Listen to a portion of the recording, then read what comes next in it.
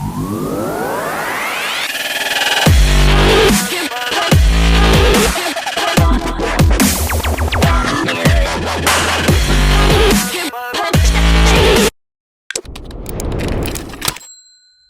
good evening my fellow Driftomaniacs, Rich here. I've had quite a busy day with my RC cars. Few repairs, but not too many. In the main, I've been working on modifications to various projects I've got coming later on in the week and over the weekend. Why am I leaning it on this box? Well, in this box is the very exclusive GPTOYS S918 Drift Shark 126 scale car. Now it does a top 4-wheel drive, does a top speed of about 18 miles an hour, so it's about the size of a Kyosho Mini Z, if anyone is familiar with those out of there. But I say it's exclusive because you can't yet buy these in America. In fact, there's virtually nowhere in the world you can buy them as of yet, so I haven't even got a link to put to the thing below the video. This is that much of an exclusive. Every GPTOYS car that I've tested, I will say, has been better than the last one, and it looks like, albeit very little, and this looks like an absolute firecracker in here, if the description is anything to go by. So without more ado, let me get the camera off the tripod and let's have a look at just what we've got in store for us. Okay,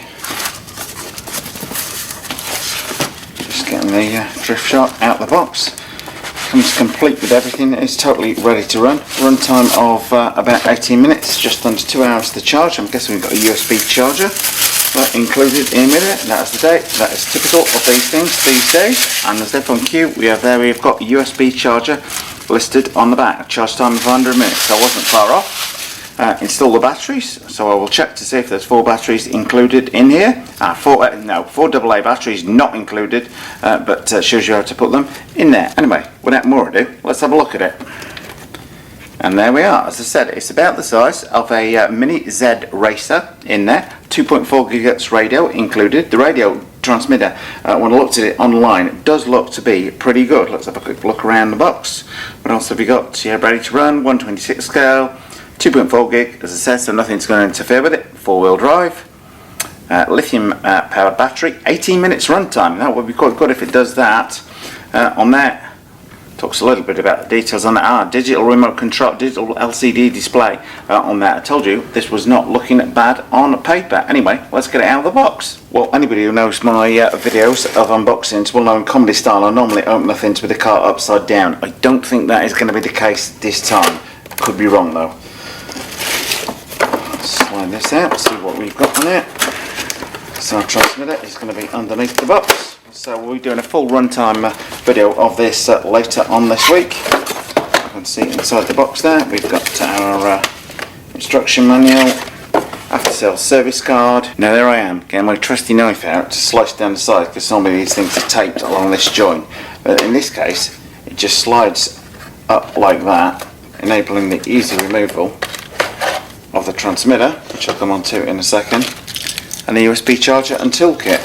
Very neat, much improved. Whoever's thought about that, much better indeed. The one thing I will need the knife for, scissors, is just to cut these Ziploc ties off underneath to release the car, so I'm going to do that right now. Okay, well with everything unboxed, what do we get for our money? Besides the car, we got first of all this little USB battery charger with a screwdriver in it, and we got 4 spare body clips. Always an absolutely great sign to my mind when you get spare body clips with a car. Got a fairly comprehensive instruction manual detailing everything from how to install the batteries on the car and the transmitter through to the transmitter, setting up of the transmitter itself. Now it's quite a high functioning transmitter, as I will show you in just a second, but more to the point, in here we've got everything showing it's hobby grade. Every part listed you will need to fit to the car, so if you break anything you're going to be able to get it online. Not only that, we get exploded diagrams by the bucket load, and by the way GPTOYS, you've outdone yourself this time because this is the best exploded diagrams I've seen to date. Every GPTOYS car I've had in to test has been better than the last one, and this one looks to be no different on here.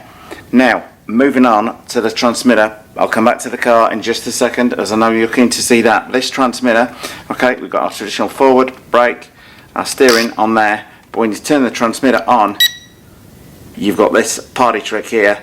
It's got a display on here with the kilometers per hour reading on there. You've got the battery voltage showing on there. you've got your steering trim left and right, and you can change the steering trim. You can left and right fine tune on there. You can also tune forwards and backwards on there. Now it's got a button on there, it's got a mode 1 on there. Not anything found anything in the manual for different modes as yet. There's also a button for light, it says on here, to press this button for light. You can also reset all the trim by pressing that button there. Whether the car has got lights on, we will see. But anyway, as transmitters go, that thing's pretty impressive. Well, I have to say, somebody at GPTOYS who designed the S918 loves their drift cars, because with the body film peeled off, this thing looks absolutely gorgeous. I am loving these red chrome rims. This is like a full-size drift car shrunk into miniature scale. Just put it on my little Duratrack stand to spin it around so people can get a good view of the body. And a few cars I've had in here that's small enough to be able to do that, but I am absolutely loving the look of this thing. I just hope it handles as well as it looks, because it's certainly, I would love this body for my Traxxas Vortex. Should anybody know where I can pick one of these up in a larger size, loving that. Anyway, let me know your thoughts, guys. Give that body the thumbs up if you like it, and by all means post your comments away as to what you think of this car. Anyway, more to the point, what's under the skin? Let's have a look. Let me zoom in a little bit there.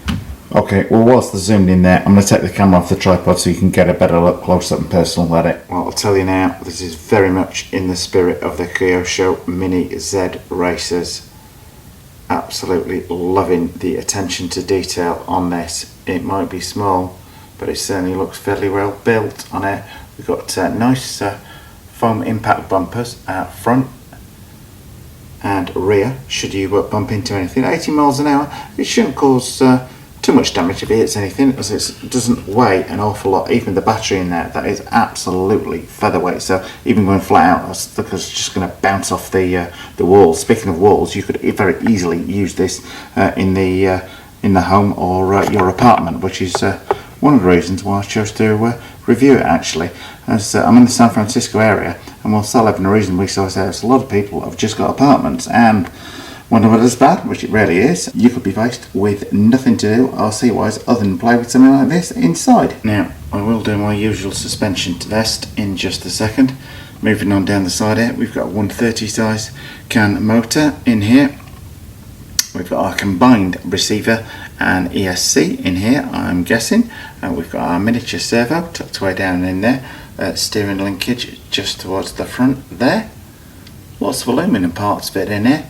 Fully independent suspension all round. Aluminum base plate underneath gives the whole thing a very solid, very well built feel. Anyway, I'm going to put the camera on the side and test that suspension out.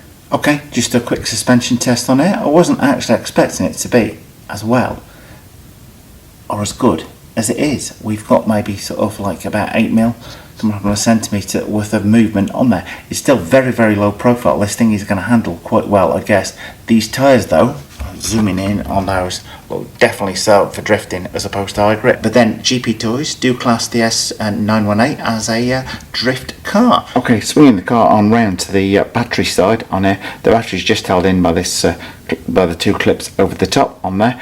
Now there are two leads coming out of the battery. Now traditionally with the USB chargers, one of these leads is used for charging the car and one is used for powering it. In this instance though, this lead which powers the car, clips in there, is also the same lead that clips in to the USB battery charger. So I'm going to clip that in, power that into my USB port, and there is a light on here, somewhere on here, which will turn, which is solid red and will turn off when the thing has finished charging. So I'm going to plug that in and go and play with it in the morning. Now before we go and put that on charge, I would like to just point out, besides the 4 clips that you've got in there, your little suspension tuning parts in here that I mentioned earlier as well. Well, I hope you enjoyed that first part of my GPTOYS S918 Drift Shark review. I have to say there was a little bit of charge in the battery, so I've just been playing with this in the other room. This thing is more fun than you can shake a stick at. More fun than I thought it was going to be, certainly. I think we're going to have some fun with this one. If you don't want to miss the runtime test of it, then please do subscribe if you're not already. This is very much in the vein of the Kyosho Mini Z. The tyres on it definitely designed purely for drifting. I'm guessing it would make quite a good saloon car. It's got quite a bit of speed and poke to it, with the different change of rubber on there, but it's very much in the vein of a drift car, certainly from the look and that of everything. By the way, do tell me what you think of it in the comment section below the video. It's a very good all-round package, I have to say. I cannot wait to charge the thing up, and I'll do a full runtime test tomorrow and get it up online as soon as I can, folks. Thanks for watching. We hope you liked this video. If you did, please click on the circle image to subscribe. And if you hit subscribe, then don't forget to hit that little notifications bell next to it.